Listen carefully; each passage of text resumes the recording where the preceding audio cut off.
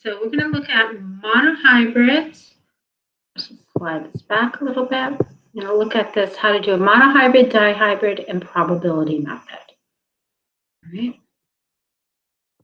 So the first one, a monohybrid problem, we're going to do attached earlobes, which are recessive to free earlobes. So if it's recessive, remember we're going to use lowercase. And if it is dominant, you will use uppercase. And the lower and the uppercase have to look vastly different, right? So don't use C's, W's, etc. All right. So what could be the resulting children's genotype if an individual with free earlobes and a person heterozygous for earlobes? So one person's heterozygous and one person has free earlobes. So your steps that you're always going to do, you're going to do the key is 1 point, parents is 1 point, punit is 1 point, and giving my genotype ratio is 1 point, and giving my phenotype ratio is 1 point. All right. If you skip a step because you're like, oh, I've got this, I know this off the top of my head, you would have those points deducted. Right? It is not enough to give the right answer. I need to see all the work so I can follow it through. Also, if you make a small mistake, this means you can get partial credit. All right, so I keyed this ahead of time because my handwriting with the stylus is not the best. So the key, big E is free earlobes, little e is attached earlobes. And then I had stated the parent was heterozygous and one was homozygous recessive. So I'm going to put one parent here, big E, little e, and the other parent here, little e, little e. And this is as though they did meiosis, okay? And these are their possible gametes. I bring this down and then this little e across. Capital always goes in front of lowercase. Okay, again, down and across. Down and across and down and across. So my genotype ratio, I'm always going to look at how many are homozygous, dominant, how many are heterozygous, dominant, and then the last one is homozygous recessive. So I have 0 2 to 2, but I have to simplify it. And so I simplify, both of these can be divided by 2. That's 1 to 1. Phenotype ratio, what they look like. So how many have free versus attached?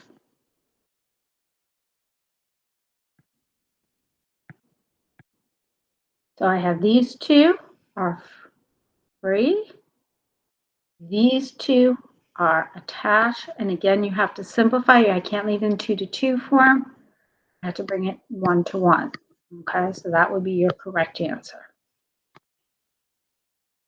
The next type of question is, a couple of reminders.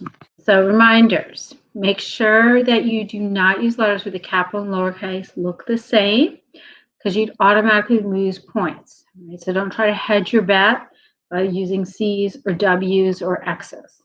I will not give you credit on the key if you use those. If I can't tell the difference, you're not getting credit. All right, our next one, we're going to take those earlobes again. The inheritance pattern is the same, where dominant is free and attached is recessive. And we're going to put another trait to it, hitchhiker's thumb. So hitchhiker's thumb that you see here on the right, that is recessive, and non-hitchhiker's, a regular thumb, that is dominant. So an individual who's heterozygous for both traits has children with somebody who has the same genotype. What could the phenotype of their children be? So this is a dihybrid because I'm looking at 2 traits, di for 2. Again, you're going to get a point for key, point for parents, a point for gametes here. So that's a little different. You're getting a point for figuring out the gametes, point for the punit, and then a point for a phenotype ratio. You do not have to give me the genotype ratio. Okay, so I keyed it ahead of time. Big E is free earlobes. Little e is attached earlobes. Big T is regular thumb. Little t is hitchhikers.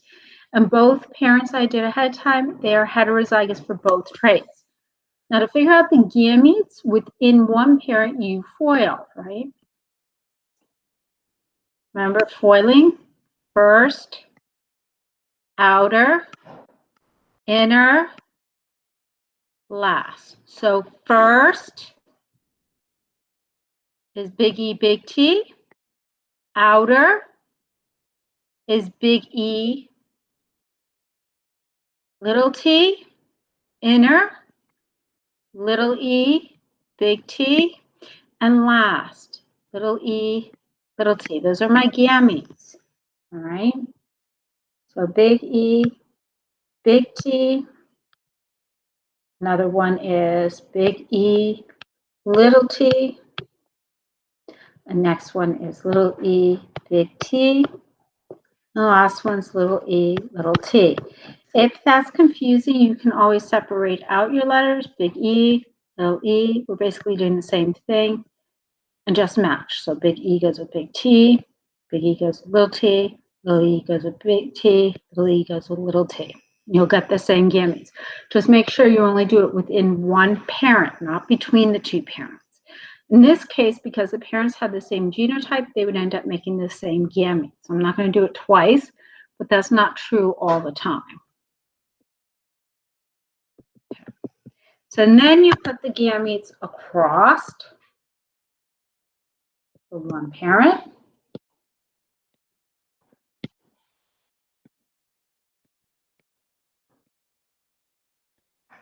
And across this down the side for the other parent.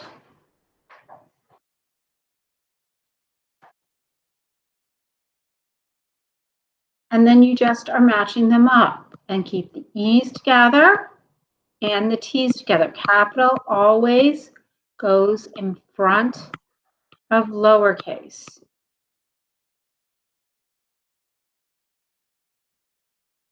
And again, I'm bringing these down and this across.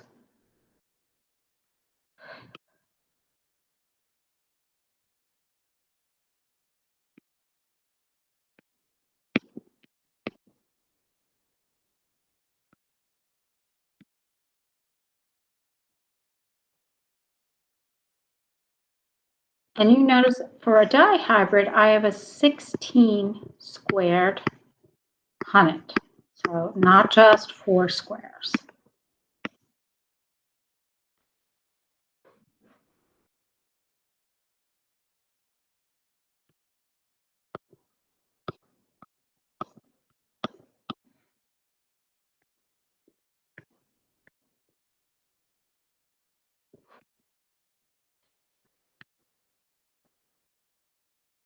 It is a little tedious.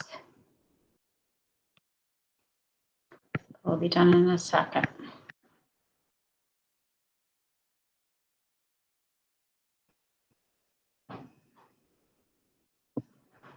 All right, so my phenotype ratio, I'm going to look at, I did the opposite here. So let me just switch this around. So this would be like this. I'm going to look for this one. I'll look for this. I'm just switching around my E's and my T's.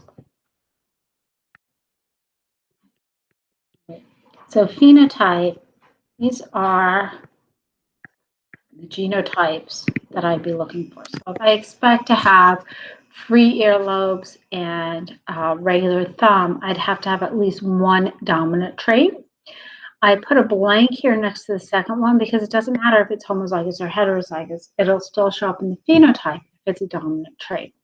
So here I want attached earlobes and a regular thumb.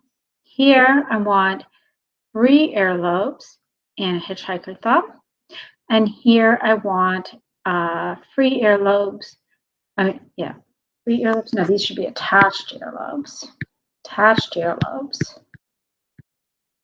And a hitchhiker's thumb. Okay, so I want the 2 recessives. So how you do this is you go back through here. Well, you try to use a different color for each one. So I'm looking for a big E with a big T. So I can go through and count 1, 2, 3, 4, 5, 6, 7, 8, 9. That tells me that for this first one, regular thumb with 3 earlobes, I have 9. If I go and I look at my next one, which is a regular thumb with attached, so little e for the attached ears. And I want big T for regular thumb. So I'm going to just use the blue to cross those out. 1, 2, 3. And I would put that down here. So I have 3 of those. Now I want regular 3 earlobes with a hitchhiker's thumb. I come back. This time I'm going to use, let's use the yellow here. And I have 1, 2, 3.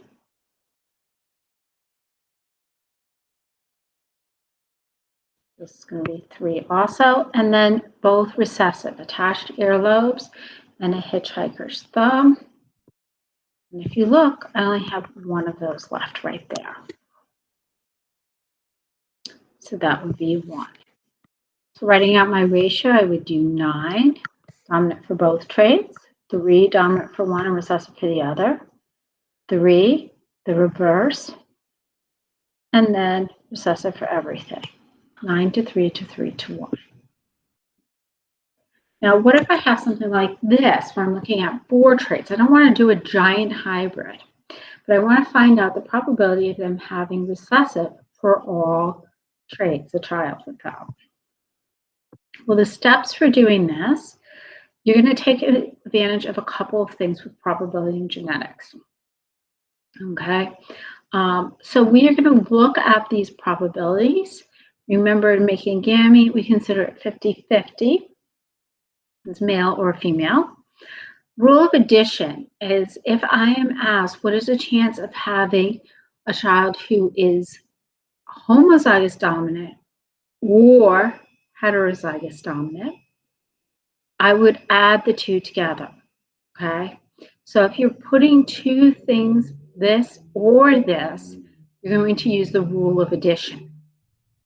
If I'm saying a child is going to have, for instance, hitchhiker's thumb and attached earlobes, all right? So I'm looking at 2 different traits here.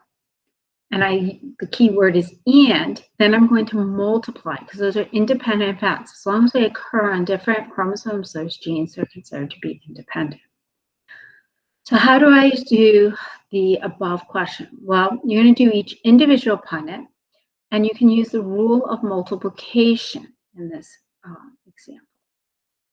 All right, so let's go back. We had that very first one here. All right, so if I did each individual punnet, so let's say I did the first one, big A, little a, times big A, little a. Right. And I do that out.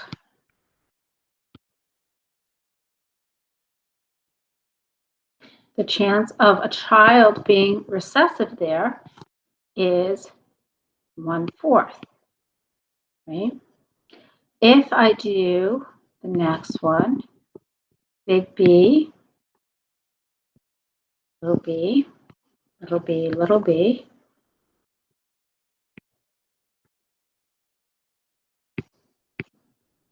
the chance of a child having the recessive genotype here is 1/2.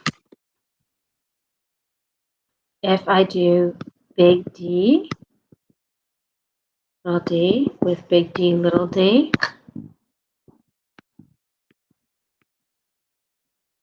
the chance of the child having that recessive genotype is 1/4.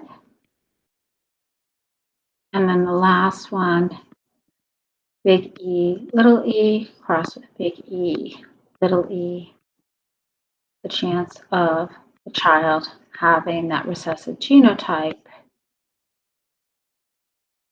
is again 1/4. So here I'm going to use my rule of multiplication. What's the chance of the child being homozygous recessive for A trait and B trait and D trait and E trait. So I can multiply these together, 1/4 times 1/2 times 1/4 times 1/4. And let me just grab a quick calculator here. Don't make a silly error.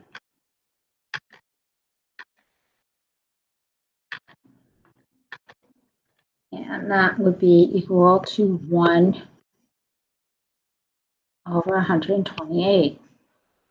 Now, when would I use my rule of addition?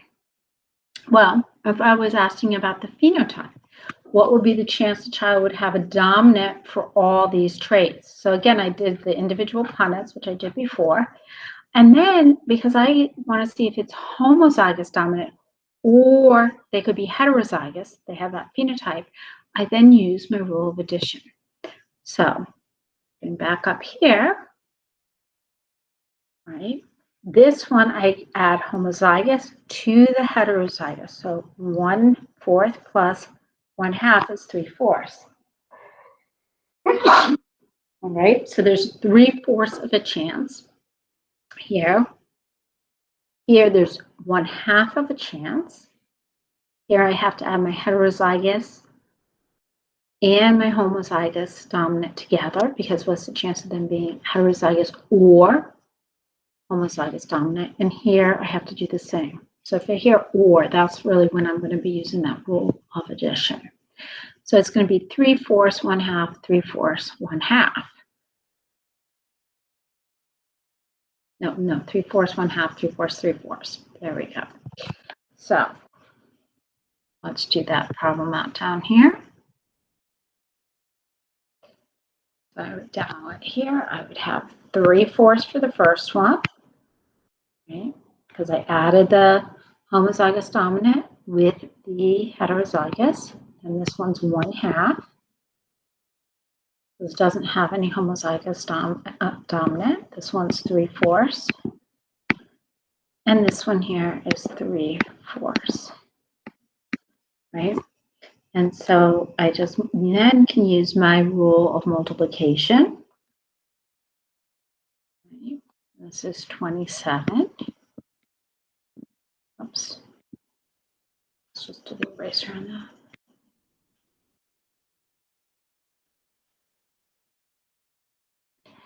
And then on the bottom,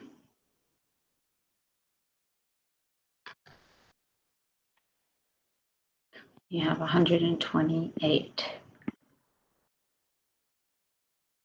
Okay, and so that would be my answer there.